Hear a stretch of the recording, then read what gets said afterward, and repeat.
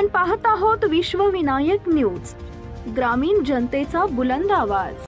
उमरगा तालुक्यातील बलसूर येथे ज्वारीला पाणी देत असताना विद्युत धक्क्याने 2 शेतमजुरांचा मृत्यू झाल्याची दुर्दैवी घटना गुरुवारी घडली।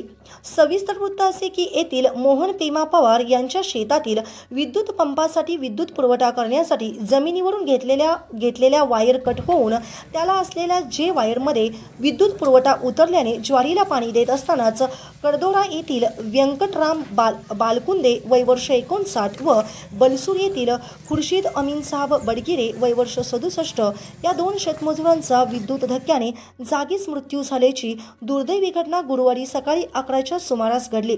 घटनेची माहिती मिळताच महावितरणच्या कर्मचाऱ्यांनी तात्काळ विद्युत पुरवठा खंडित करून घटनास्थळी पोहोचले, तर उमरग्याच्या पोलीस निरीक्षक अश्विनी भोसले, सहाय्यक पोलीस निरीक्षक रामहरी चाटे, बीट अंमलदार अनिल बोदमवाड आदींनी घटनास्थळी येऊन पंचनामा केला।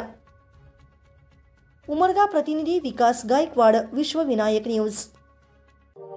अशाच ताज्या बातम्या पाहण्यासाठी विश्वविनायक न्यूजला लाईक करा, सबस्क्राइब करा आणि बेल आयकॉन प्रेस करा।